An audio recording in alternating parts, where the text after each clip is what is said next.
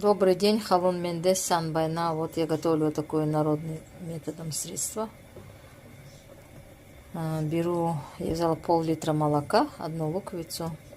Сейчас буду кипятить до такого состояния, пока лук не станет мягким и прозрачным. И тогда будет средство готово. Потом добавляешь небольшую ложечку куркумы молотой и пьешь на ночь.